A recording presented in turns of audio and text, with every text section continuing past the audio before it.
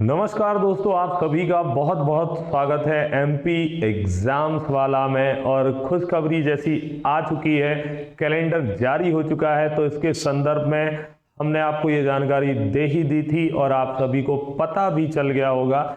अब हम एक ऐसे टॉपिक को यहाँ डिस्कस करने वाले हैं जो आपका किस प्रकार से रणनीति रहेगी, किस प्रकार से आप बिल्कुल जीरो पर खड़े हैं। बहुत सारे सबसे पहले क्वेश्चंस के आंसर मैं दूंगा आपके, जो आपके अंदर अभ्यर्थी के मन में उठते हैं। हर क्वेश्चन का आंसर दूंगा मैं आपको। साथ ही आपको क्या सिलेबस है वो बताऊंगा, कैसे आपको तैयार करना है, क्या पढ़ना है, कितना पढ़ना है, कहां से पढ़ना है, ये सारे आंसर आपको आज मिलने वाले हैं। तो चलिए आप सभी सेशन में जुड़ जाइए और एक बार लाइक कर दीजिए हमारे इस वीडियो को और शेयर कर देना अपने दोस्तों के साथ, मित्रों के साथ। आपके लिए फुल कंप्लीट इंफॉर्मेशन और एकदम जो हमारे अनुभव हैं उनका प्रयोग करके इस पे मैं आज आपको ये वीडियो डिस्कस करने वाला हूं। तो रोड मैप एमपीपीएससी 2026 शंखनाद, एकदम आप जीरो पे हो, आपको कुछ नहीं पता है, अभी कुछ नहीं आता है और आपको यहाँ एग्जाम में सिलेक्शन लेना है। तो क्या अभी भी हम इस 2026 जो कहा जा रहा है कि सर्वाधिक वैकेंसी या पोस्ट का ईयर हो सकता है, अब तक के 4-5 साल के जो एग्जाम में सीट्स आई या वैकेंसीज आई, तो सर्वाधिक वैकेंसी का ये ईयर जैसा निरंतर हम विभिन्न न्यूज़पेपर्स और स्रोतों में देख रहे हैं, तो हो सकता है। तो चलिए, ये शंखनाद हो चुका है और हमारा अब आप देखोगे तो ये आ चुका है कैलेंडर, आगामी प्रस्तावित कैलेंडर 2026 का, जिसमें विभिन्न एग्जाम, हालांकि एमपीपीएससी मेंस का अभी कोई भी डेट नहीं है, बस एक ही एग्जाम का इसका, क्योंकि ये हाई कोर्ट में अभी विचाराधीन है या जो भी है। इसके अलावा सहायक प्राध्यापक कंप्यूटर 4 जनवरी को बताया गया, उप संचालक प्राचार्य 22 फरवरी को, राज्य अभियांत्रिकी सेवा परीक्षा 2025 22 मार्च 2026 को बताई गई। ये है आपका मेन जिसके लिए आप प्रिपेयर कर रहे हैं, लगातार फोकस है। और राज्य सेवा एवं वन सेवा की जो प्रारंभिक परीक्षा 2026 है 26 अप्रैल 2026 को होगी। सहायक प्राध्यापक प्रथम चरण 12 जुलाई, द्वितीय चरण 2 अगस्त और तृतीय चरण 30 अगस्त को होगा। राज्य सेवा मुख्य परीक्षा, यहाँ ये भी आपको जानना जरूरी है कि प्रीलिम्स अगर ये फिक्स है, कैलेंडर टेंटेटिव बिल्कुल डेट्स जो बताई गई हैं कि जो डेटें आ चुकी हैं वो पर्टिकुलर उसी टाइम पे होंगी, ऐसा इसके में एक नोट भी डाला गया है।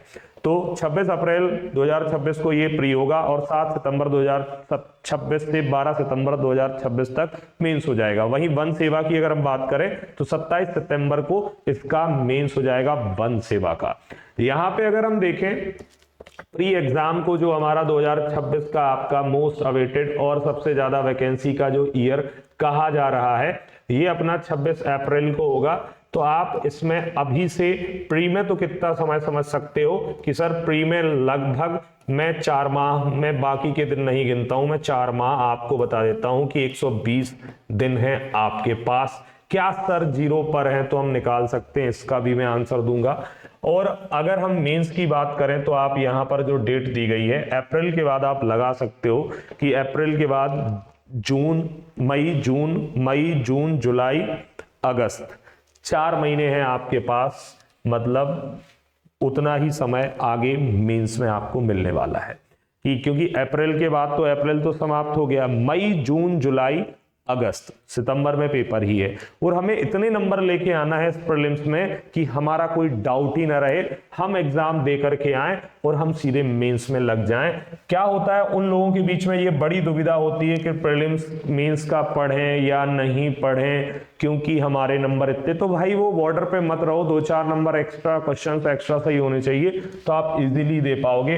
तो यहाँ पे अगेन फिर प्रीलिम्स के बाद में 120 दिन आपको यहाँ मेंस, तो क्या 120 का आंकड़ा है ये, इसको हम पार कर पाते हैं कि 120 दिन प्रीलिम्स और 120 दिन मेंस। क्या प्री प्लस मेंस अभी मैं कंबाइंड पढ़ूं? ऐसे सभी उठने वाले जवाब आज आपको मिलने वाले हैं।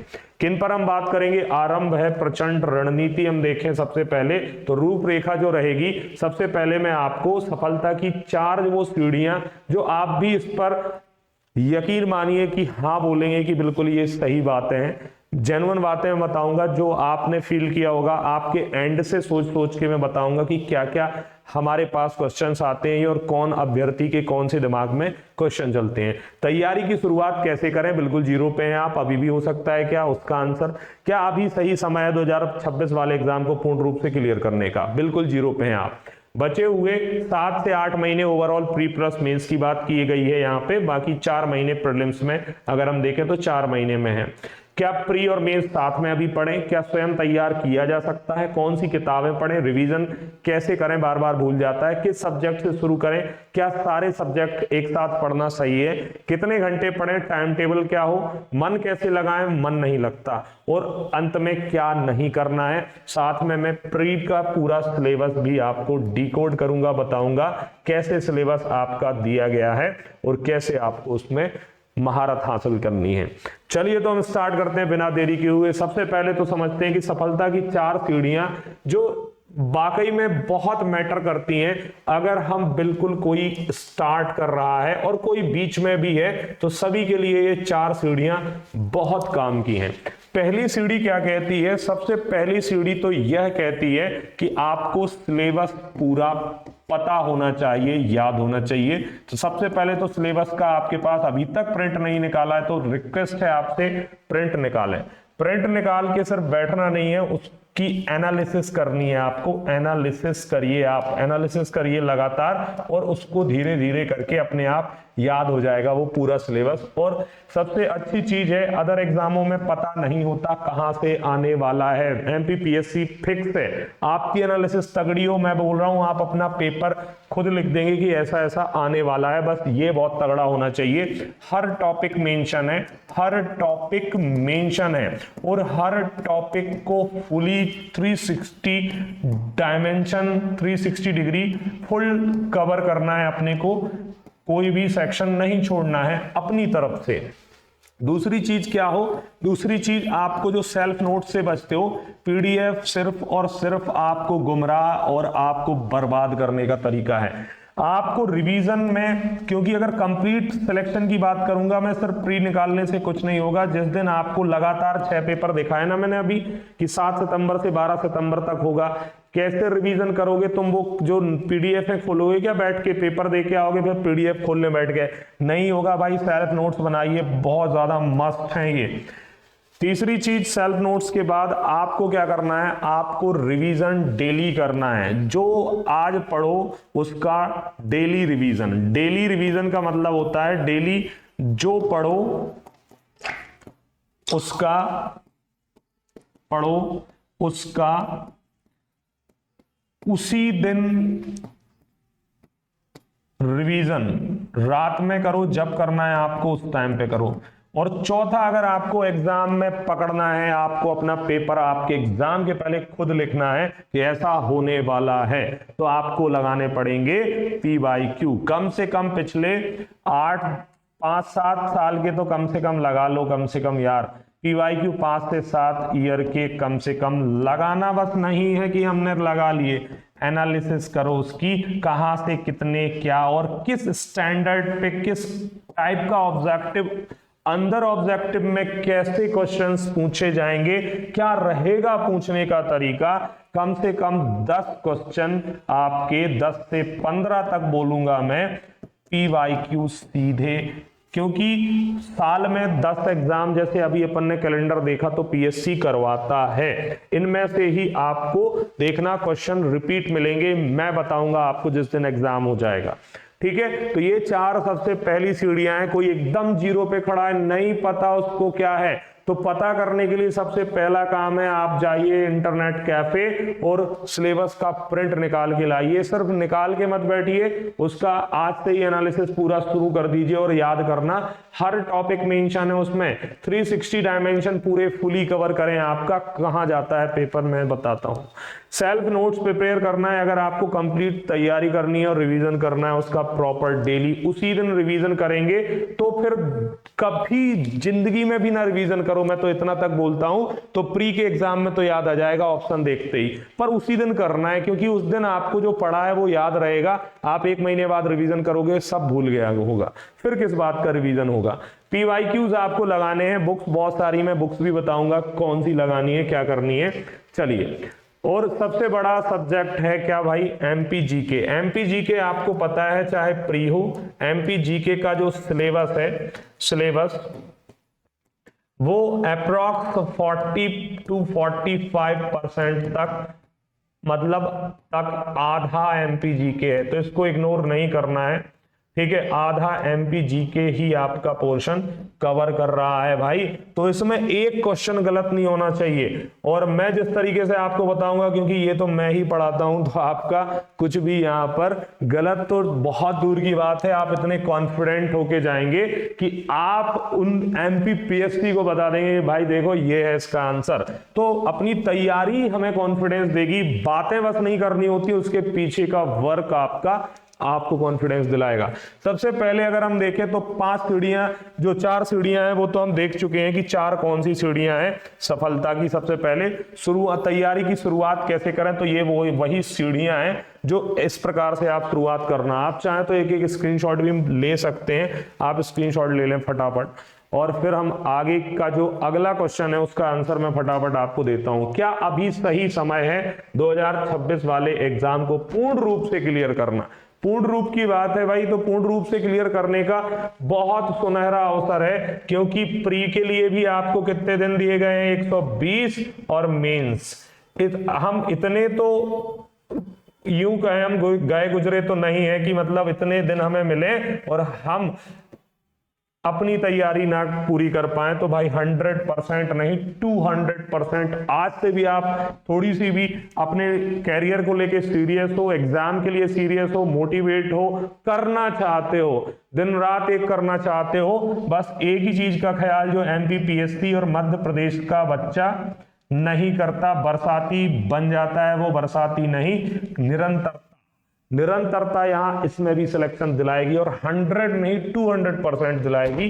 क्या अभी सही समय है? एकदम सही समय है, पर ये लास्ट है, फाइनल सिलेक्शन पूर्ण रूप से। आप सोचोगे 120 प्री में मिले हैं, कई बच्चे रिलैक्स हो जाते हैं, वो अगर हो गए आप वहीं पे खत्म हो जाएगा सारी कहानी। तो एकदम आपका 100% सही समय है, पूरी फुली तैयारी, और एग्जाम इसी बार क्लियर होगा। 4 महीनों में क्या करें प्री के लिए? प्री के लिए 4 महीने जो दिए हैं, सबसे पहले तो आपको मैंने जो बोला कि कल से ही वो जो 4 सीढ़ियां सफलता की मैंने बताई हैं उस पर काम शुरू कर देना। इसके बाद आपको क्या करना है, इन 4 महीनों के अंतर्गत लगातार निरंतरता बनाते हुए, अपनी लगातार निरंतरता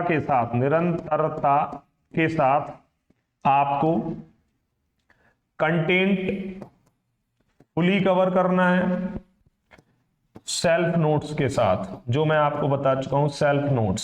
साथ ही आपको PYQs लगाने हैं, है ना, जो भी आए हैं। अगर आप प्रीलिम्स के लिए कर रहे हैं तो ऑब्जेक्टिव, मेंस के लिए आंसर राइटिंग, ठीक है। इन 4 महीनों में अब क्या करना है वो आपको मैं आगे एक एक चीज बताता हूं कि ये कैसे होगा काम। करना तो है पर कैसे होगा। क्या प्री पढ़े या प्री और मेंस? देखिए अब 2 चीजें मैं यहां पे आपको बताता हूं कि 2 प्रकार का बच्चा है अपने पास, जिसका अभी प्री का ही सिलेबस कवर नहीं है, जिसका अभी प्री भी कवर नहीं है।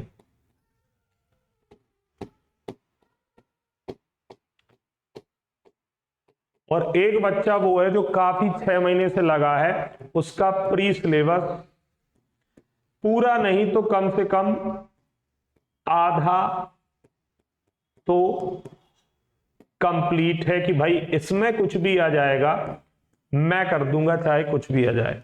सबसे बेहतरीन तरीका क्या करना है आपको इस पॉइंट के लिए, जो आपके दिमाग में डाउट आए, आपको प्री प्लस मेंस, आप चाहो तो मुझे कमेंट कर देना कि सर ढूंढ के बता दो मुझे कौन से प्री प्लस मेंस के टॉपिक हैं। 100%। आप फुल तैयारी चाहते हो तो इतना समय है भाई, पूरे समय खराब कर दोगे क्या 120 दिन? फिर अगले 120 दिन में पूरे मेंस करना पड़ जाएगा अलग से। तो प्री प्लस मेंस के टॉपिक्स आपको ढूंढो, आज बैठ के ढूंढना आप। और अगर हम कहें पेपर 1, 2, 3 जो मेंस का सिलेबस है, मेंस सिलेबस यही प्री प्लस मेंस है, यही लगभग यही क्या है, लगभग प्री प्लस मेंस है। मतलब हमने अगर पेपर 1, 2, 3 को कंप्लीट कर लिया तो आगे आप समझना, बहुत बारीक चीज बता रहा हूं मैं इसकी, कि अगर अपन ने पेपर 1, 2, 3 मेंस का किया, पेपर 1 में क्या है मेंस में सर, पार्ट ए में तो हिस्ट्री दी गई है, एमपी की भी है और भारत की भी है सर। पार्ट बी में भारत का भूगोल वगैरह और मध्य प्रदेश का भूगोल वगैरह के बहुत सारे टॉपिक हैं सर। पेपर 2 में पॉलिटी है, पेपर 3 में इकोनॉमी है। तो भाई ये सब लगभग सिलेबस जो है वो कॉमन है। आप देखो तो यही तो मैंने बोला है कि वो प्रिंट आउट निकाल के आओ, एनालिसिस करो, तुम खुद उठा के पकड़ लोगे। मतलब कुल मिला के ये है कि इस दौरान आपको किस पे बैठना है, पेपर 1, 2, 3 मेंस के सिलेबस पर, जिससे आपका pre plus mains full cover हो जाएगा। मतलब प्री पूरा कवर हो जाएगा इसमें और मेंस आधा। तो हम ये काम क्यों ना करें बेस्ट, इसको कवर करने से क्या होगा, प्री पूरा, क्योंकि इन 1, 2, 3 पेपर में पूरा प्री आ जाएगा। 100 क्वेश्चन यहीं से बनेंगे, देख लेना आप सिलेबस 1, 2, 3 यही है पेपर मेंस का। तो प्री इससे पूरा कवर होगा। ये रणनीति आपको बहुत काम की है, ध्यान रखना, मैं बार बार एम्फेसाइज कर रहा हूं। ये रणनीति मतलब रामबाण है। क्या है, प्री पूरा कवर हो जाएगा। मतलब अपन ने अगर पेपर 1, 2, 3 का सिलेबस उठाया तो प्री पूरा कवर, और मेंस आधे से ज्यादा, मेंस आपका इवन मैं ये कहूं तो 70% कवर हो जाएगा। तो भाई 70% अपन जब प्री के सिलेबस के साथ ही मेंस कवर करते हैं लगभग, क्योंकि 70 ना बोलो, चलो 60 तो बोल सकते हो, 60, क्योंकि मेन बड़े सिलेबस, बड़े जो पेपर हैं वो यही है, 60% कवर हो जाएगा। मतलब अगले 4 महीनों में जब मेंस का अपने को टाइम मिलेगा, उसमें मात्र अपने को 40% सिलेबस कवर करना है। प्री अलग मेंस अलग जैसा नहीं होता कुछ, मानो या कभी मत मानो। इस बात को आप बिल्कुल स्क्रीनशॉट ले लो, नोट डाउन कर लो, जो करना है वो कर लो भाई। अगर आप पेपर 1, 2, 3 जो मेंस के सिलेबस में है वही 1, 2, 3 प्री है, आप देख लेना खोल के, वही टॉपिक है पूरे। तो अगर हम 1, 2, 3 को कवर करना शुरू करते हैं तो इस दौरान प्री हमारा पूरा कवर होगा। डीप क्वेश्चन भी आएगा ना, तो अगर हमने मेंस के हिसाब से उस टॉपिक को कवर किया है तो हमारा उसमें भी कोई गलत नहीं होने वाला है, वो भी बनेगा। तो प्री पूरा कवर हो जाएगा इससे, और 60% मेंस 1, 2, 3 में कवर हो जाएगा, मात्र बचेगा 40%। ये है सबसे सही सटीक रणनीति, सबसे सटीक रणनीति। प्री प्लस मेंस का कॉमन सिलेबस जो है पेपर 1, 2, 3 में है, डायरेक्ट बता रहा हूं मैं, और 1, 2, 3 में मेंस का जो सिलेबस है उसको उठाना है। प्री 100% कवर हो जाएगा, मेंस 60% कवर हो जाएगा। ठीक है, तो ये आपको काम स्टार्ट कर देना है। ये सबको ही करना है, चाहे आप अभी प्री बिल्कुल ना आपका कवर हो और जिनका आधा प्री हो चुका हो, दोनों के लिए है ये। आप मेंस के पेपर 1, 2, 3 को कवर करें, प्री पूरा कवर हो जाएगा, और मेंस 60% आप वो बचे हुए 4 महीने में इसका धुआंधार रिवीजन करना, बचा हुआ 40 बहुत स्पीड में हो जाएगा, डोंट वरी, क्योंकि कॉन्फिडेंस आ जाएगा कि पेपर 1, 2, 3 तो हम रख चुके हैं। सबसे ज्यादा सेटिस्फैक्शन जो चाहिए इस एग्जाम में, शांत रखना वो इसको, दिमाग को, और दिमाग मोटिवेट और शांत तब होगा जब आपके अंदर कॉन्फिडेंस आएगा। कैसे ही, पेपर 1, 2, 3 प्री के तो पूरे कवर हो ही गए क्योंकि पूरा सिलेबस था, और मेंस हम 60% ऑलरेडी कवर कर चुके हैं। कौन सी किताबें पढ़ना है, रिवीजन कैसे करें, बार बार भूल जाता है।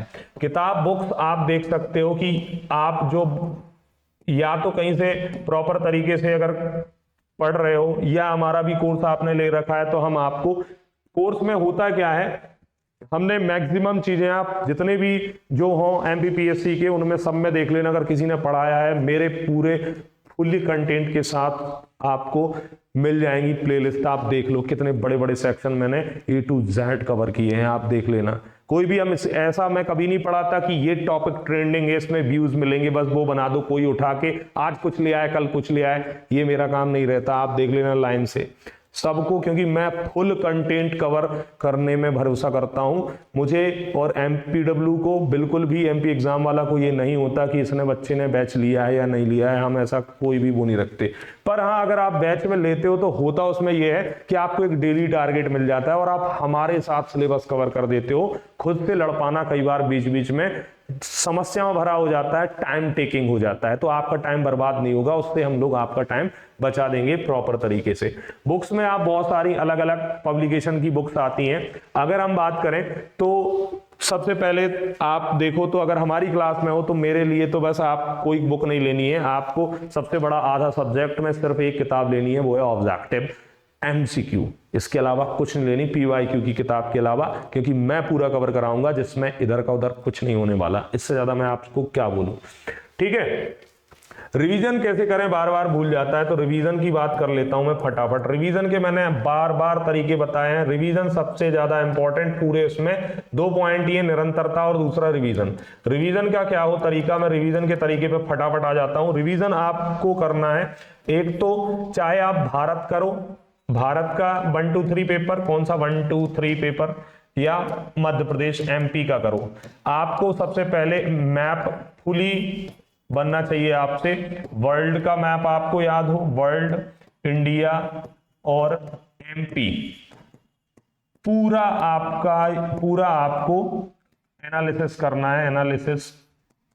और MP के आपको अगर सबसे ज्यादा MP GK में डर लगता हो, आप साइंस स्ट्रीम के कई बच्चे ऐसे हैं, तो भाई अगर आपने 55 जिले विद लोकेशन याद कर लिए, विद लोकेशन, मैं गारंटी ले रहा हूं आपका आधी समस्या समाप्त हो जाएगा, मजा आने लगेगा, चुटकियों में करोगे आप काम। तो सबसे पहला रिवीजन मैप। और आपको रिवीजन जब भी करो 2 तरीके के नोट्स बनाने हैं, 2 तरीके के नोट्स। कैसे हो, 2 तरीके के हो, कैसे, जब आप एक तो हो फुल डिटेल्ड नोट्स हो, तो क्या सर हम ये भी बनाएं और फिर सर हम शॉर्ट नोट्स भी बनाएं? तो भाई देखिए, एक बार मेहनत तो आपको करनी पड़ेगी, पर हाँ ये मैं कहूंगा कि जो रिवीजन उसी दिन कर रहे हो आप, रिवीजन का सिर्फ कीवर्ड वाला एक शॉर्ट नोट या एक पेज में आपको जो भी आपने पढ़ा है दिन भर का, उस चाहे राजवंश हो चाहे कोई टॉपिक हो, एक पेज टॉपिक 1। इसमें आप कीवर्ड्स बस लिखने हैं, आपको सारी महाभारत नहीं लिखनी है। जैसे स्थापना डैश इतने में इसने की, खत्म, टाटा बाय बाय। इसमें क्या करना है अपने को, कीवर्ड्स को लिखना है सीधा। आप चाहें तो मैप में भर दो, मैप में भर दो 1 टॉपिक 1 पेज, 1 पेज या और मैप, ये इस्तेमाल करना है इसमें आपको।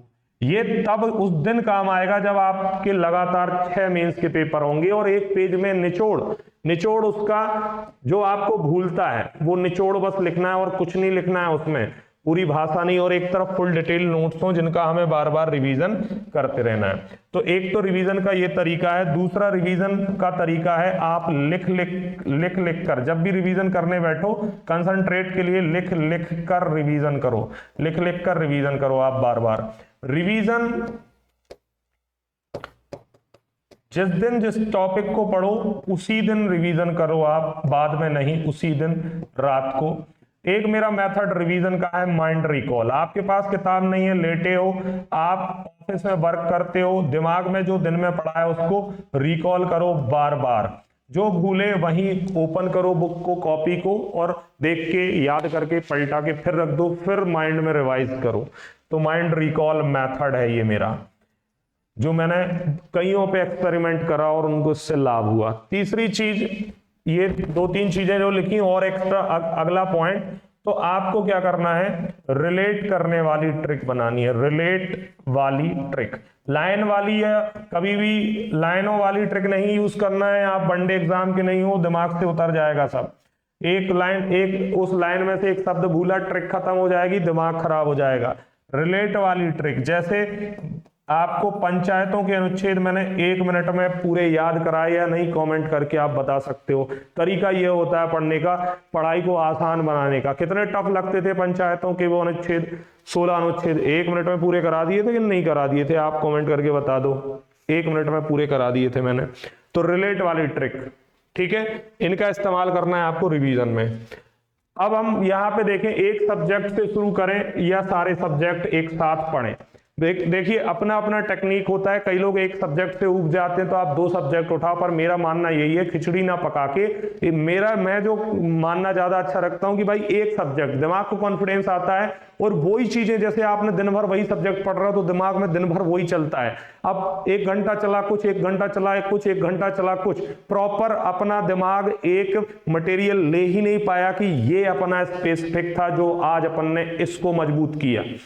सॉलिड नहीं हो पाओगे, आपके दिमाग में खिचड़ी सी पकती रहेगी। मेरा ऐसा मानना, कई लोगों का ऐसा होता है कि भाई एक सब्जेक्ट से बोर हो जाते हैं तो दूसरा दिन में पढ़ लो, पर मेरा मानना ये होता है मैं सबसे पहले एक सब्जेक्ट खत्म करके बैठने वाला, मैं ज्यादा भरोसा रखता हूं कि एक एक खत्म करो और अपना दिमाग को कॉन्फिडेंस दो। दिन भर आप एक ही चीज को पढ़ोगे, वो दिमाग में दिन भर घूमेगी, बार बार माइंड में बैठे बैठे रिकॉल होगी, जल्दी याद हो जाएगा। तो इसका आंसर ये है। कितने घंटे पढ़ें भाई? यहाँ पे सबसे बड़ा जो मुझे कितने घंटे पढ़ने वाले बहुत गुस्सा आती है उन पे और उनका आंसर देने वालों पे जो भी है। भाई कभी घंटे टारगेट नहीं होते, सबकी अपनी स्पीड होती है। अपने आप को पहचानो, अपने आप को पहचानो, अपने आप की एनालिसिस करो सबसे पहले तो। इसके लिए आप अपनी स्पीड को, आपसे ज्यादा कोई बेहतर नहीं जानता। आप अपनी स्पीड कितनी है आपको पता है, सबकी अलग होती है, सबकी अलग, ठीक है, सबकी अलग होती है। तो इसमें मैं कैसे बोल दूं सबके लिए, ना कोई इसका आंसर नहीं होता। इसमें क्या करना है आपको, घंटे टारगेट नहीं करने हैं। डेली सुबह उठते ही ये एक नियम बनाओ। कोई, मैं कभी टाइम टेबल नहीं, बस एक नियम जिंदगी का, और कोई नियम नहीं। एक ही नियम बनाना है आपको जिंदगी का, मात्र एक नियम। उठते ही हाफ आवर में, आधे घंटे में टेबल पे बैठो और 2 से 3 घंटे लगातार पढ़ो। जब हम सुबह से पढ़ लेते हैं तो हमें दिन भर अच्छा लगता है, मोटिवेशन आता है। खुद को मोटिवेशन दो, ये सुबह से पढ़ोगे अच्छा लगेगा मन को, और आगे पूरे दिन फिर इससे क्या होगा, मन लगेगा, आपका मन लगेगा, आपका और पढ़ने का मन करेगा कि और क्या क्या कवर कर लूं फटाफट में। जो आप देखिए, जिस दिन आप टालते हो ना कि 10 बजे बैठता हूं, फिर 12 बजे बैठूंगा, अब शाम को बैठता हूं, अब कल से बैठूंगा, वहां पर यही समस्या आती है कि आज करे सो काल, कल काल करे सो परसों, जल्दी जल्दी क्या मची है अभी डले हैं बरसों। तो ये वाला कंसेप्ट हटा दो, है ना, और सुबह अच्छी करो। जब भी मॉर्निंग आपकी अच्छी होगी, पूरा दिन मन करेगा, मोटिवेशन आएगा। एक ही नियम, कोई टाइम टेबल कोई फॉलो नहीं आज तक कर पाया है, सब बनाया दुनिया भर में सबने, फॉलो कोई नहीं कर पाया। तो भाई कोई नियम नहीं, कोई कानून नहीं, बस जब उठो, आप 9 बजे उठते हो, 9 बजे उठो। मैं बोल नहीं रहा कि 5 बजे उठो, 9:30 पे जरूर 1-2 घंटे, मैं कहता 1 घंटे का टाइम है, 1 घंटे पढ़ो, पर सुबह से उठ, जब भी उठो, सुबह नहीं दोपहर को उठ रहे हो, दोपहर को उठते ही बस आधे घंटे में टेबल पे बैठना है, जो करना हो आधे घंटे में करना और तुरंत बैठ जाना। इससे आपको आगे खराब नहीं होगा आपका टाइम, और मन लगेगा। स्पीड सबकी अलग होती है, तो आपको टाइम टेबल कितने घंटे में नहीं बनाना है, आपको डेली टारगेट, सुबह से उठ के डेली टारगेट देना है दिमाग को कि भाई देख तेरे को इतना पढ़ना है, डेली टारगेट दो। एक साथ आप हिमालय को देखोगे तो डर के वापस पीछे आ जाओगे कि अरे भाई इतना ऊंचा चढ़ना है। तो सिलेबस बड़ा नहीं है, बहुत प्यारा सिलेबस है एमपीपीएससी का। आपको बस डेली टारगेट, एक एक सीढ़ी चढ़ के ही ऊपर पहुंचते हो ना, कि सीधा उठ के और छलांग मार के छत पे चले जाओगे, छत पे सीधी छलांग मारोगे तो जमीन में आ जाओगे। दिमाग होता है हमारा थोड़ा सा दिमाग क्या होता है ना, बुद्धू होता है, इसको प्यार से पुचकारना पड़ता है। बेटा देख, छोटा सा टारगेट है, इतना ही तो, 3 टॉपिक 5 टॉपिक एक ही चीज तो करनी है, काय टेंशन ले रहा है, पूरा सिलेबस आज तेरे से नहीं करा रहा हूं, तो यहां पर डेली टारगेट दो, पर छोटे छोटे टारगेट दो, पर डेली करो। डेली निरंतरता बहुत जरूरी है, निरंतरता। और आपको यहां पर क्या करना है, आपको ये टारगेट घंटे नहीं करना है। टारगेट क्या नहीं करना है आपको कि कितने आवर्स आप दिन भर घड़ी ही देखते रहोगे, ये नहीं करना है। टारगेट आपको कंटेंट बनाना है। अब चाहे वो 8 घंटे में हो चाहे 18 घंटे में, देखना आपको पता भी नहीं चलेगा कब आपने 14 घंटे पढ़ लिया, क्योंकि आपने टारगेट दिमाग को कंटेंट दिया है। अब दिमाग स्थिर किस पर फोकस्ड है, कंटेंट पर, कि अभी नहीं हुआ है। घंटे में होता तो तुम कहते हो गया है। मन बहुत ही ज्यादा चंचल है, इसको पकड़ना पड़ता है, बुद्धू है, इसको समझाना पुचकारना पड़ता है। आपका ही माइंड है बेटा, बैठ जा, नहीं, अभी कंटेंट ही नहीं हुआ है, उसके दिमाग में घंटे नहीं चलेंगे। आपने ही सुबह से डिसाइड कर दिया 10 घंटे 6 घंटे पढ़ना है, अब उसमें बस लगे हो एक पेज को निहारने। ये काम नहीं करना है रिवीजन के टाइम में भी कि ऐसे रख के वो निहार रहे हैं। मन चला जाएगा राजवाड़ा, मन चला जाएगा भंवरकुआं, मन चला जाएगा भोला राम, इसको खींच के लाना है। खींचेगा कैसे, जब लिखोगे, क्योंकि वहां जो लिखोगे वो कंसंट्रेशन आता है कि भाई जो दिमाग में चल रहा होगा वही लिखोगे ना, तो भटकेगा नहीं दिमाग। दूसरी चीज अपने को क्या करना है, कंसंट्रेशन के लिए सबसे बढ़िया यही तरीका है, और उसको पकड़ के रखना है। ये है आप सिलेबस। तो अंततः हम सिलेबस पर बात करते हैं। क्या है सिलेबस? सबसे पहले ये प्री का सिलेबस है। प्री का सिलेबस है जिसमें आपको देखने को मिलेगा सबसे पहले जो यूनिट आपकी, हालांकि ये मध्य प्रदेश का है, आपको वैसे 10 यूनिट का मिल ही जाएगा। मैं एमपी जीके का आपको डिकोड कर देता हूं फटाफट। एमपी जीके मैंने जैसा बताया था कि पूरे सिलेबस, जो पूरा सिलेबस है, पूरा सिलेबस, इसमें यूनिट कितनी है प्री में, तो आप सभी को पता है 10 यूनिट है। भाई आज सब लोग क्या निकाल लेना, प्रिंट आउट, आपको सब पता चल जाएगा। और प्री के हिसाब से नहीं, पेपर 1 2 3 पूरा कवर करो, प्री पूरा कवर हो जाएगा, मेंस आपका 60%। तो भाई वो काम करो ना, समय है 120 दिन, हो जाएगा 500% हो जाएगा भाई, 1-2% नहीं बोल रहा हूं मैं ना, 100% 500% हो जाएगा। एमपीजी के 4 से 5 यूनिट है, मतलब आधा सिलेबस यही है रामबाण। यहां पे अपन ने कर दिया खेल, तो बस एग्जाम आपका सद गया। ये यूनिट 2 है, दूसरी यूनिट है जिसमें आपको मध्य प्रदेश का इतिहास, संस्कृति और साहित्य मिलेगा, हिस्ट्री, कल्चर, लिटरेचर। तो हिस्ट्री में आप प्रीलिम्स में देखोगे अलग से पूरी हिस्ट्री के टॉपिक नहीं है, पर उसने इतना लिख दिया है महत्वपूर्ण घटना है, मतलब वो पूछेगा कुछ भी तो अपने को पूरी हिस्ट्री कवर करनी है विद राजवंश। तो major events and major dynasties of Madhya Pradesh, स्वतंत्रता आंदोलन में मध्य प्रदेश का योगदान, contribution of Madhya Pradesh in freedom movement अपने को ध्यान रखना है। मध्य प्रदेश की प्रमुख कला, स्थापत्य कला जो भी है वो पूरी की पूरी इसके अंतर्गत कवर होगी। मतलब कुल मिला के इतिहास, संस्कृति, साहित्य, पर्यटन, यूनिट 2 काफी बड़ी है, जिसमें आर्ट, कल्चर, टूरिज्म एक बड़ा हिस्सा कवर करता है, और वो एग्जाम में आते हैं, चाहे वह वर्ल्ड हेरिटेज साइट्स हो या फिर मेजर ट्राइबल हीरोज हो या पर्सनालिटीज हो। ठीक है, सिलेबस आप पूरा प्रिंट निकालिए और याद करिए, हर टॉपिक को आपको प्रॉपरली कवर करना है। कोई सेक्शन कि जैसे वन लिखा है तो वन लिख के नहीं कवर करके बैठ जाना है, वनोपज लिखा है ये भी कवर करना है। तो ये चौथी यूनिट ज्योग्राफी और एमपी जीके की दूसरी यूनिट आपको मिल जाएगी। तीसरी यूनिट में आप देखोगे भारत एवं, वैसे तो ये यूनिट नंबर 5 है, पर एमपी जीके की यूनिट नंबर 3 बोल रहा हूं मैं, कॉन्स्टिट्यूशनल सिस्टम, एमपी और इंडिया। एमपी की अगर हम बात करें तो एमपी कहां से शुरू हो जाता है, यहाँ पे एमपी शुरू हो जाता है वही यहाँ से ये एमपी पॉलिटी शुरू हो जाती है हमारी।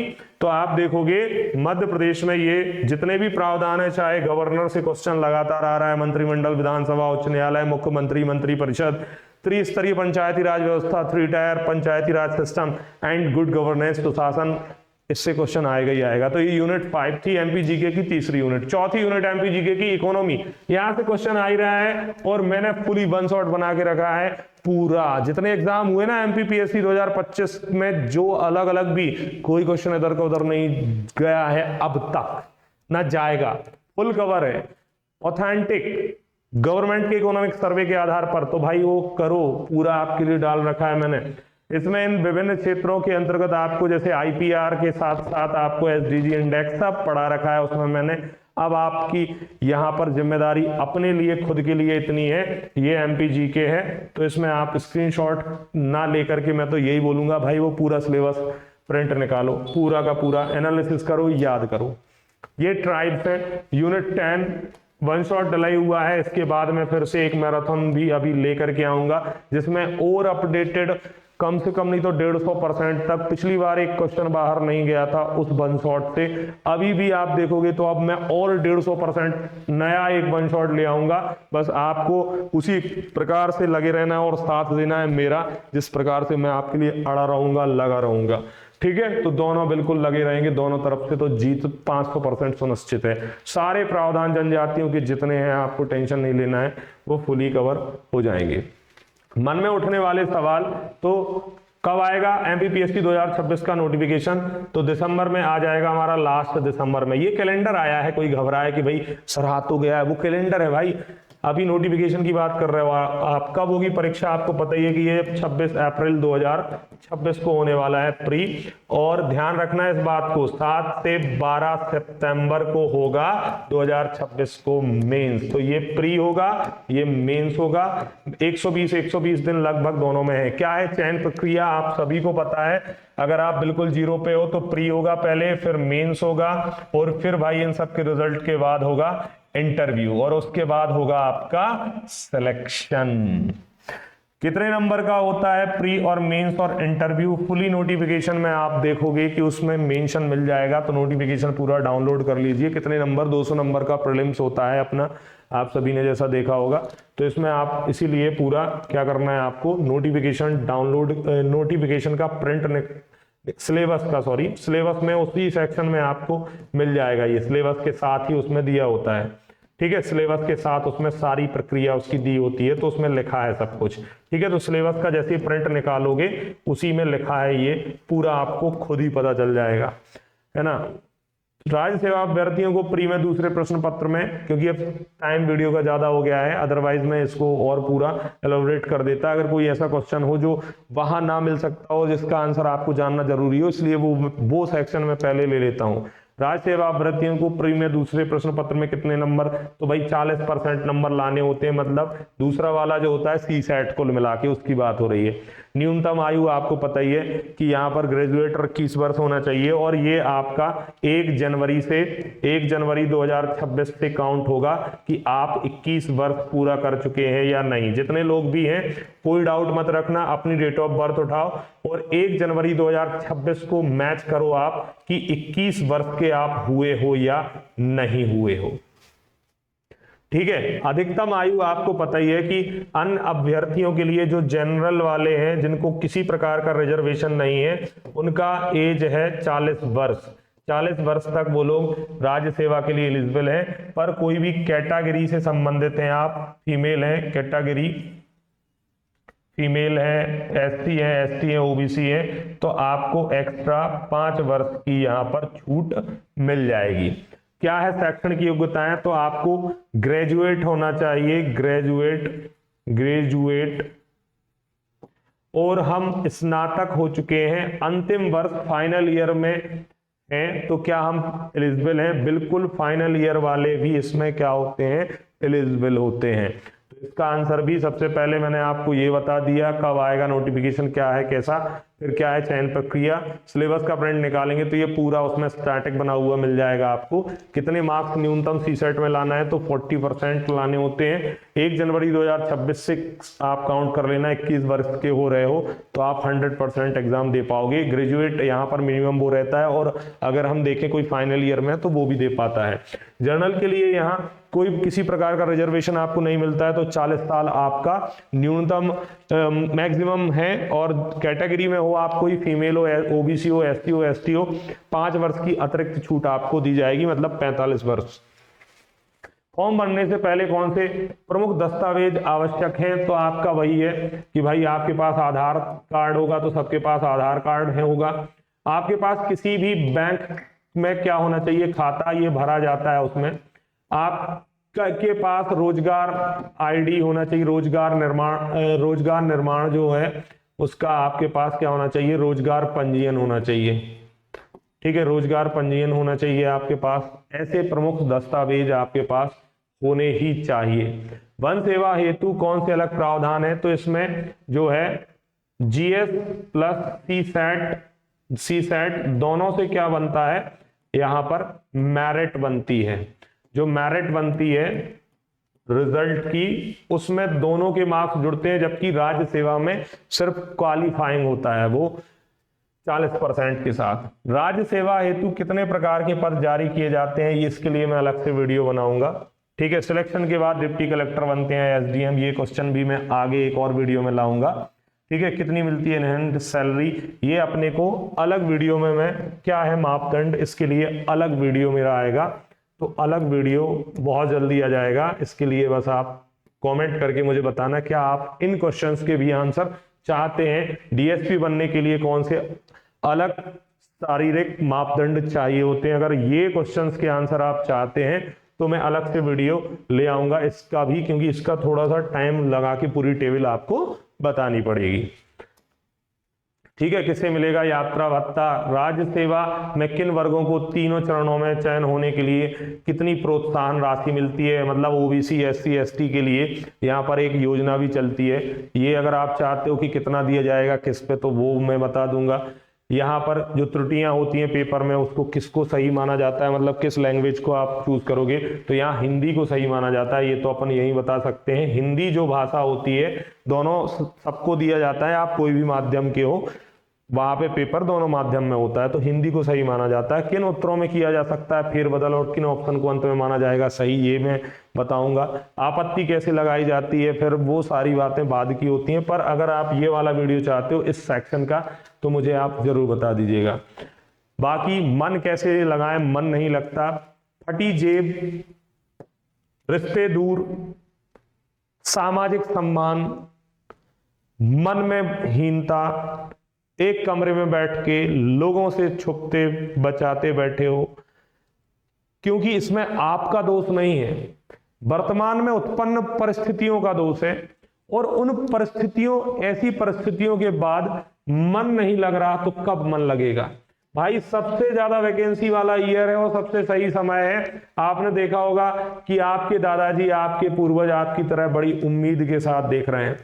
कोई ना कोई आके रिश्तेदार, बड़े भाई, बुआ के लड़के, मौसी, ये सुना जाते हैं और हमारे दिमाग में हीन भावना आती है। आप जा रहे हो और ये रिश्तेदार खड़े हैं, और बेटा क्या हुआ फिर तुम्हारी तैयारी का, इस बार तो बहुत सुन रहे हैं कि पढ़ाने वाले हैं और बहुत जल्दी एग्जाम आएगा। इस बार रिजल्ट देखा था 2-3, तो वहां पर हमने देखा था कि बहुत गरीब बच्चे जो मेहनत करके बने हैं, और तुम क्या कर रहे हो, सब बढ़िया है ना, इस बार तो हो जाएगा ना। तो ऐसे लोग मिलेंगे आपको। अब ये रोज टोक रहे हैं आपको, निकलते ही आप घर से नहीं निकल पा रहे हो, उसके बाद मोटिवेशन ढूंढ रहे हो, तो कहां से आएगा भाई मोटिवेशन, कहां से आएगा मोटिवेशन। ये देखो आप, ये दिव्यांग माने बच्चों की परवरिश करते हुए UPSC जैसा एग्जाम निकाला अपन, तो फिर भी MPPSC कर रहे हैं। ये साइंटिस्ट का नाम आपको पता ही होगा भाई, दुनिया में मतलब खुद उठ चल नहीं पाते, पैरालाइज हैं, पर क्या ही करके गए हैं आपको भी पता है यार। तो मतलब ये देखिए दिव्यांगता, इनके हाथ नहीं है, अपने पास भगवान ने हाथ दिया है, इतना बड़ा सिर दिया है, खाने पीने को, रहने को छत है, सारी सुविधाएं हैं, हर चीज अवेलेबल है, फिर भी हम किस रोने के लिए बैठे हैं। कहां से लाना है मोटिवेशन। देखिए भाई को स्माइल कर रहे हैं, दोनों हाथ नहीं है इनके, दोनों हाथ नहीं है, फिर भी आप देखो सक्सेस स्टोरी, गरीबी और दिव्यांगता को पराजित कर निकला सफलता का सूरज। क्या चाहते हो, क्या नहीं करना है। आप जब भी फोन, टेक्नोलॉजी का यूज 2 तरीके से होता है, टेक्नोलॉजी का गलत इस्तेमाल नहीं करना है, टेक्नोलॉजी का सही इस्तेमाल करना है। कभी भी आप मेरे मोबाइल को देखोगे या मुझे मोबाइल चलाते हुए, तो मैं सिर्फ और सिर्फ मेरे मोबाइल में क्या खुला रहता है, तो आपके मोबाइल में क्या खुली होनी चाहिए, या तो आपकी क्लास हो सकती है, PDF हो, या आपके मोबाइल में रोजगार निर्माण ऑनलाइन जो वेबसाइट पर मिल जाता है, रोजगार निर्माण पत्रिका, या फिर जनसंपर्क खुला होना चाहिए। जनसंपर्क जो MP गवर्नमेंट का पेज है, या आपके मोबाइल में संदेश पत्रिका, जो मैंने एक मंथली मैगजीन बताई थी जो सरकार स्वयं छापती है, तो भाई ये संदेश पत्रिका, ये चीजें खुली होनी चाहिए। रील्स का रोग पुराना, है ना। रील्स का रोग आपको दूर रखना चाहिए, इसमें कब समय आपका व्यतीत हो जाएगा आपको नहीं पता चलेगा। मोबाइल चलाना है, आप ये चीजें खोलिए और इसका लाभ उठाइए, क्योंकि कोई भी चीज बुरी नहीं है। डिजिटल इंडिया क्या बुरी चीज है? नहीं। इसका इस्तेमाल आप कैसे करते हो वो डिसाइड करता है कि आप क्या उसका यूज सही कर रहे हैं या नहीं कर रहे हैं। और दूसरी बात, आपको मैं नहीं, जो दुनिया में बुद्धिमान लगता हो, एक रणनीति लगातार फॉलो करें। हर आने जाने वाले से रास्ता पूछने पर आपको कोई भटका देगा। आजकल चल क्या रहा है, आज भी देखते हो ना आप, कोई बुजुर्ग कहीं किसी डेस्टिनेशन पर जा रहा है, रास्ते में वो अगर किसी बच्चों से या किसी से भी पूछ ले रास्ता, कई ऐसे मिलते हैं जो बोलते हैं उल्टा पहुंचा देते हैं अपन को। अपन ने पूछा रास्ता, उल्टा पहुंचा दिया उसने, अपन उल्टे दूर चले गए। तो भाई आपको जो बुद्धिमान लगता है, आपके भले का आदमी जो लगता है, जो भी आपको लगता है XYZ, एक रणनीति फॉलो करो लगातार। बार बार मत पूछो। बच्चों की आदत देख चुका हूं मैं यार, वही बच्चा सेम चीज में 10 बार बता दूं ना, उसको लगता है मैं अलग से फिर किसी से नए से जाके पूछ लेता है। मत करो, उसको ही फॉलो करो। मैं कहता आपको मैं नहीं, जो भी जहां जो लगता हो कि वो अब उसकी रणनीति सही है, लगातार फॉलो करो, तब रिजल्ट मिलेगा। बीच में रणनीति बदलने से भटक जाओगे, ये ध्यान रखना। बीच में रणनीति बदलने वाले, अब सोचिए आप कि तात्या टोपे या कोई भी बड़े बड़े युद्ध लड़ते थे, एक नीति थी उनकी गोरिल्ला नीति, बीच में कोई और नीति ले आएंगे तो क्या हो जाता? कोई भी नीति हो युद्ध की, युद्ध लड़ने जा रहे हैं, बीच युद्ध में रणनीति बदल दें तो क्या होगा?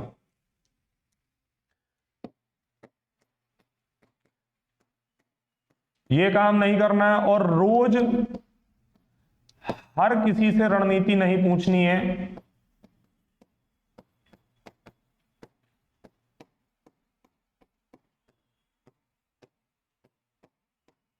ये ध्यान रखना। और अपने कंटेंट पर भरोसा, अपने कंटेंट पर भरोसा रखना है आपको। और सबसे बड़ा काम क्या नहीं करना है कि नई किताब आती है, अपना कंटेंट जो 6 महीने से पढ़ रहे थे वो बंद कर दिया, क्योंकि अपने पे भरोसा नहीं है। सामने वाले ने बोला वो बहुत अच्छी किताब आई है, उसमें बहुत अच्छे चित्र हैं। अरे भाई, तुम वो कंटेंट भी बुरा मान जाएगा। कौन? वो कंटेंट भी बुरा मान जाएगा जो 6 महीने से तुम पढ़ रहे हो कि अब तुम उसको ही पढ़ ले भाई, तू बहुत बुद्धिमान है, तू उसको पढ़ ले। तो भाई ये काम नहीं करना है। एक बुक सेलेक्ट करो। आपको लगता है कि भाई जो आपके नोट्स हैं उनमें कमी है, तो उन किताबों और जो भी डाटा मिले उसमें एक ही जगह अपडेट करो। तो एक बुक या नोट्स 10 बार, जब आएगा कॉन्फिडेंस 10 बार, ना कि एक बुक 10 बुक एक बार। एक ही नोट्स को अपडेट करो, एक ही नोट्स को अपडेट करो, एक जगह ही, उसी में सब लिखो, जिससे आपके दिमाग को ये मिलेगा कि भाई ये चीज ही पढ़नी है, बस ये है सामने। आप 10 किताबें खोलोगे क्या कि 10 जगह से लाइन मार के बैठे हो? और ये आप जो भी बचते हैं ना कि अरे नोट्स बिना बनाए चले जाएगा, टाइम खराब होगा, 5 साल तक करते रहोगे। जब 6वां 7वां साल आएगा, खुद में जब अनुभव आएगा, फिर आपको अपनी कमी समझ में आएगी जो लोगों को फील हुई है। आपको क्या लगता है बच्चे 6 महीने में आओगे, एग्जाम निकल जाएगा? अगर सही रणनीति से नहीं चलोगे, बार बार रणनीति बदलोगे, 10 भटकाव के साथ घूमोगे, लाइब्रेरी जाके और सिर्फ मनोरंजन करोगे, चाय पीने घूमने लगोगे 4 फ्रेंड्स बना के, और रोज यहाँ पर जा रहे हो वहां पे जा रहे हैं, ये करोगे, खत्म, टाटा बाय बाय, वहीं समाप्त हो जाएगा। भाई बंद कमरा चाहिए है, घर में हो, जरूरी नहीं है कि इंदौर जाओ। एक बड़ा और आंसर दे देता हूं मैं, कुछ बच्चों के दिमाग में इंदौर जाएंगे तो सिलेक्शन हो जाए। 99.99% लोग इंदौर जाने पे सिलेक्ट नहीं हो रहे हैं। क्यों? क्योंकि सिर्फ भटकाव हो रहा है, वर्तमान में माहौल खराब है। आपको क्या चाहिए भाई? किस चीज की तलाश में हो? कमरा चाहिए, कंटेंट चाहिए, क्लासेस चाहिए, दे तो रहे हैं यार हम। वो जमाना था जब आपको घर में रह के नहीं हो पा रहा था। माहौल, अरे किस माहौल, छोटे बच्चे हो यार, इतना सब सह रहे हो, लोग ताने दे रहे हैं, रिश्तेदार उल्टा सीधा बोल रहे हैं, रास्ते में कोई समाज का पकड़ के तुम्हें हाथ पकड़ ले रहा है, क्या हुआ, नहीं बना कुछ। भाई तुम बंद करो कमरा और सिलेबस तुम्हें पूरा डिकोड करो बैठ के, सिलेबस पूरा आपके पास है। हम लोग रात दिन लगे हैं यार, आप जितने बजे मैसेज करोगे उतने बजे रिप्लाई, करते हैं। और ये हमें बिल्कुल जरूरी नहीं कि आप बैच के हो या फ्री के हो, मैंने किया है ऑनलाइन, बता सकते हैं बच्चे आप जो भी लाइव है, तो हम हर तरीके से अवेलेबल है। तुम्हें किस चीज की जरूरत है, किस चीज की भाई, उससे अच्छा माहौल, इंदौर से अच्छा माहौल यहाँ पे, इंदौर जाके तुम रिलैक्स हो जाओगे उस माहौल में। यहाँ पे तुम्हें रोज समाज वाले का डर लगेगा कि बाहर निकलूंगा अंकल अपने को खा लेंगे, ना तो तुम बाहर घूमोगे या ना कहीं घूमोगे, घर में बैठ के पढ़ोगे, लेकिन बंद कमरा। लाइब्रेरी में जाने वाले भी तमाशे कर रहे हैं और कुछ नहीं कर रहे हैं। तो भाई ये काम से आपको बचना है। एक रणनीति फॉलो करो, जो बुद्धिमान लगता है बस उसको आखिरी तक अड़े रहो उस पर, चाहे जो हो, जो आपने डिसाइड किया। मोबाइल चलाओ, टेक्नोलॉजी का सही इस्तेमाल इस प्रकार से करो और अपने कंटेंट पर भरोसा करो। एक जगह जो नोट्स हैं हर सब्जेक्ट के पर्टिकुलर कर लो कि यहां से पढ़ना है, बस बात खत्म, बार बार नहीं बदला जाता। और ये हमारे कोर्सेज हैं, अगर आप चाहें तो मैं एक बार अपने कोर्सेज बता देता हूं। सक्षम 2.0 जो कि हमारा MPPSC इंग्लिश मीडियम का है, ये फाउंडेशन बैच है। फाउंडेशन बैच में हम कैसे पढ़ाते हैं, तो फाउंडेशन बैच ये चल रहा है, ये सारा PW एप्लीकेशन पे मिलेगा आपको। कहाँ पे मिलेंगे ये सारे, तो हमारा ऐप एक ही है, PW का ऐप आप डाउनलोड करेंगे। कैटेगरी जो आएगी सिलेक्ट करने के लिए, तो कैटेगरी में आप MPPSC डाल देना, MPPSC, और बैचेस आपके सामने खुल जाएंगे। बैचेस पे क्लिक करोगे तो आपके सामने बैचेस ओपन हो जाएंगे, ये सारे के सारे। इंग्लिश मीडियम में फाउंडेशन, इसमें हम प्री प्लस मेंस का कॉम्बो पढ़ाते हैं। प्री प्लस मेंस का सिलेबस कॉम्बो करके टॉपिक को पूरा कंप्लीट करते हैं तरीके से। यहाँ प्रथम बैच जो आपका ये हिंदी मीडियम, ये इंग्लिश मीडियम है, सेम एज हिंदी मीडियम का फाउंडेशन है ये, जिसमें हम कॉम्बो करके पढ़ाते हैं प्री प्लस मेंस के टॉपिक को, सिलेबस को। आक्रोश ये प्री बैच है, ये इंग्लिश मीडियम का है, इंग्लिश मीडियम के लिए प्री बैच आक्रोश नाम से मिलेगा। 2.0 है, सब में ध्यान रखना, 2.0 2.0 2.0, तो ऐसे ही सर्च करना है आपको। यूनिटी 2.0 ये इंटीग्रेटेड बैच है, ये इंग्लिश मीडियम का है। इंटीग्रेटेड का मतलब इसमें प्री प्लस मेंस अलग अलग पढ़ाया जाता है, पढ़ाया दोनों ही जाएगा पर प्री के टॉपिक अलग, मेंस के अलग। ऊर्जा बैच में अगर हम बात करें तो ऊर्जा बैच 2.0 ये हिंदी मीडियम का है, ये भी 2.0 ही है हिंदी मीडियम, और ये आप देखोगे प्री का है। जबकि यश भी आपको इंटीग्रेटेड मिलेगा, मतलब प्री अलग मेंस अलग, और ये हिंदी मीडियम का है। तो ये हमारे बैचेस चल रहे हैं, आप चाहें तो हमारे इस PW एप्लीकेशन पे जाके इनको देख सकते हैं। ठीक है, चलिए, तो सभी लोगों का शुक्रिया, धन्यवाद। आपको और कोई भी किसी प्रकार का वीडियो चाहिए, रणनीति चाहिए, कोई भी कुछ चाहिए, लेकिन बार बार रणनीति नहीं, मेरे से एक बार ही बनवा लेना आप, अगले 120 दिन की, बार बार नहीं करूंगा। मैक्सिमम मैंने रणनीति तो बताई दी है, एक दो चीजें जो मैंने बताई हैं कि भाई इनका अपन अलग से एक और वीडियो ले आएंगे जिनमें आपको फॉर्म भरने से संबंधित चीजें होंगी। बाकी कैसे करना है मैंने बता दिया। अब बार बार आप सबसे पूछो, मेरे से ही दोबारा पूछो, उसका कोई मतलब नहीं है। करने वाले या फिर जो टारगेट बना लेते हैं, जो लोग होते हैं, वो एक ही बार अपना अर्जुन कैसी जो आंख देखते हैं और निशाना बस साध देते हैं, बार बार नहीं पूछते हैं अपनी रणनीति। बार बार पूछने वाले अक्सर भटक जाते हैं। तो भटकना नहीं है, बीच में मोटिवेशन खत्म नहीं करना है। जिस चीज की आपको जरूरत है, जो भी आपको परेशानी है, जिसका आप आंसर चाहते हो, मुझे कमेंट में इसी वीडियो में कर देना, मैं पूरा आपके सामने उस पर वीडियो बना दूंगा, उसका आंसर दे दूंगा, सब कर दूंगा भाई, सब कर दूंगा। रिक्वेस्ट आपसे इतनी ही है मेरी, प्लीज निरंतरता बनाए रखो, इससे सुनहरा अवसर दोबारा नहीं आने वाला, एक ही बार में होना चाहिए। और जितने मैंने स्टेप बताए हैं वो पूरे स्टेप आपको फॉलो करना है। अब आप कमेंट करके हमें जरूर बताएं ना, क्या चाहते हैं आप, किस प्रकार का और वीडियो भी चाहते हैं, किस चीज की आपको जानकारी चाहिए, बना दूंगा मैं। जय हिंद, जय भारत। सभी लोग, अगर सेशन अच्छा लगा है तो एक लाइक तो बनता है, इस मेहनत के लिए तो एक लाइक कर देना और शेयर कर देना अपने दोस्तों के पास, और कमेंट जरूर करके बताना कैसी लगी इन्फॉर्मेशन और क्या चाहते हैं आप, बनाएंगे इंस्टेंट उस पर। ठीक है, जय हिंद, जय भारत।